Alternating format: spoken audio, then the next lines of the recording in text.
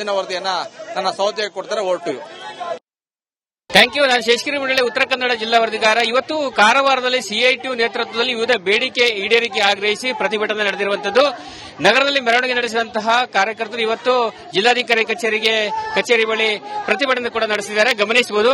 ಪ್ರತಿಭಟನಾ ನಿರತರನ್ನು ಕೂಡ ಈಗಾಗಲೇ ಪೊಲೀಸರು ಅವರನ್ನ ಬಂಧಿಸುವ ಕೆಲಸವನ್ನು ಕೂಡ ಮಾಡ್ತಾ ಇರುವಂತದ್ದು. ಯಾಕಂತ ಹೇಳಿದ್ರೆ ವಿವಿಧ ಬೇಡಿಕೆ ಈಡೇರಿಕೆ ಆಗ್ರಹಿಸಿ ಕಳೆದ ಕೆಲ ವರ್ಷಗಳಿಂದ ಪ್ರತಿಭಟನೆ ನಡೆಸ್ತಾ ಬಂದಿರುವಂತಹ ಸಿಐಟಿಯು ಇವತ್ತು ಜೈಲು ಬರೋ ಪ್ರತಿಭಟನೆ ಕೂಡ ನಡೆದಿದೆ. ಬಲವಂತ ಹಾಗೂ ಅನ್ಯಾಯದ ಭೂಸ್ವಾಧೀನ, ಕಾರ್ಪೊರೇಟ್ ಭೂ ಕಬಳಿಕೆ ವಿರೋಧಿಸಿ, ಕಾರ್ಮಿಕ ವಿರೋಧಿ ಕನಿಷ್ಠ ಕೂಲಿ ಪರಿಷ್ಕರಣೆ ವಿರೋಧಿಸಿ ಮತ್ತು ಬೇರೆ ಬೇರೆ ಬೇಡಿಕೆಗಳನ್ನ ಈಡೇರಿಸುವಂತೆ ಒತ್ತಾಯಿಸಿ ಇವತ್ತು ಪ್ರತಿಭಟನೆ ಮಾಡ್ತಾ ಇರುವಂತದ್ದು ಗಮನಿಸುವುದು. ಪೊಲೀಸರು ಕೂಡ ಇವತ್ತು ಜಿಲ್ಲಾಧಿಕಾರಿ ಕಚೇರಿ ಒಳಗಡೆ ನುಗ್ಗುವಂತ ಸಂದರ್ಭದಲ್ಲಿ ಇವತ್ತು ಪ್ರತಿಭಟನೆ ನಿರತರನ್ನ ಇವತ್ತು ಪೊಲೀಸರು ಕೂಡ ಬಂಧಿಸಿದ್ದಾರೆ, ವ್ಯಾನ್ ಅಲ್ಲಿ ಕೂಡ ಕೂರಿಸಿರುವಂತದ್ದು ಗಮನಿಸಬಹುದು. ಸಾಕಷ್ಟು ಸಂಖ್ಯೆಯಲ್ಲಿ ಪೊಲೀಸರು ಕೂಡ ಇವತ್ತು ಜಿಲ್ಲಾಧಿಕಾರಿ ಕಚೇರಿ ಮುಂದೆ ಸೇರಿದ್ದಾರೆ. ಈ ಬಗ್ಗೆ ಪ್ರತಿಭಟನೆ ನಿರತರನ್ನ ಮಾತಾಡ್ತಾರೆ. ಏನ್ ಹೇಳ್ತಾರೆ ಸರ್? ನಮಸ್ತೆ ಸರ್, ಏನ್ ಹೇಳ್ತೀರಿ ಸರ್? ಇವತ್ತು ಪ್ರತಿಭಟನೆ ಯಾತಕ್ಕಾಗಿ?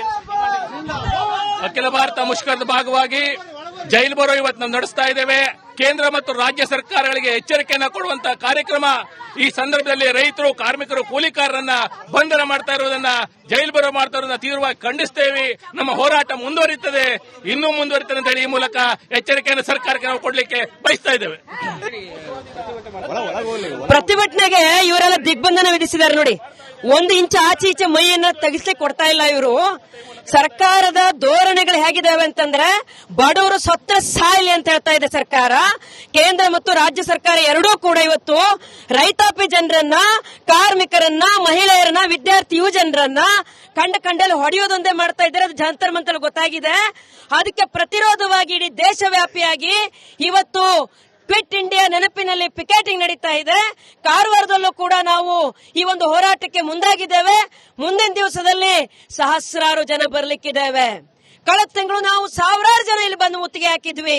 ಅಂತದ್ದೇ ಹೋರಾಟಕ್ಕೆ ಇಡೀ ದೇಶ ಸಜ್ಜಾಗ್ತಾ ಇದೆ.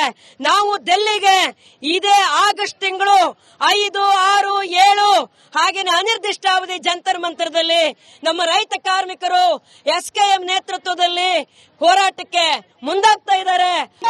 ಸಾಕಷ್ಟು ಸಂಖ್ಯೆಯಲ್ಲಿ ಮಹಿಳೆಯರು ಕೂಡ ಇವತ್ತಿನ ಒಂದು ಪ್ರತಿಭಟನೆ ಕೂಡ ಭಾಗವಹಿಸಿದ್ದಾರೆ. ಎಲ್ಲಾ ಪ್ರತಿಭಟನಾಕಾರರನ್ನ ಇವತ್ತು ಪೊಲೀಸರು ಕೂಡ ಬಂಧನ ಮಾಡಿದ್ದಾರೆ, ವ್ಯಾನ್ ಒಳಗಡೆ ಕೂಡ ಹಾಕಿದ್ದಾರೆ. ಯಾಕಂತ ಕಳೆದ ಹಲವು ವರ್ಷಗಳಿಂದ ತಮ್ಮ ವಿವಿಧ ಬೇಡಿಕೆ ಈಡೇರಿಕೆಗೆ ಆಗ್ರಹಿಸಿ ಸಿಐಟಿ ನೇತೃತ್ವದಲ್ಲಿ ಪ್ರತಿಭಟನೆ ಕೂಡ ನಡೆದಿದೆ. ಇವತ್ತು ಕೂಡ ಜಿಲ್ಲಾಧಿಕಾರಿ ಕಚೇರಿಯಲ್ಲಿ ಈ ಒಂದು ಹೋರಾಟ ಕೂಡ ನಡೆದಿದೆ. ಒಂದು ರೀತಿಯ ಇಲ್ಲಿ ಪೊಲೀಸರು ಮತ್ತು ಪ್ರತಿಭಟನಾಕಾರರ ಮಾತಿನ ಚಕಮಕಿ ಕೂಡ ನಡೀತಾ ಇದೆ, ಗಮನಿಸಬಹುದು.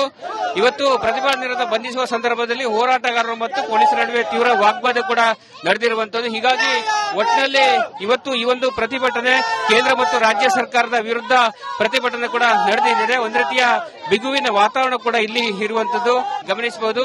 ಒಟ್ಟಿನಲ್ಲಿ ಏರ್ಬೇಕಾದ ಬೇಡಿಕೆ ಈಡೇರಿಕೆಗೆ ಆಗ್ರಹಿಸಿ ಇವತ್ತು ಈ ಸಿಐಟಿ ನೇತೃತ್ವದಲ್ಲಿ ಪ್ರತಿಭಟನೆ ಕೂಡ ನಡೆದಿರುವಂತದ್ದು.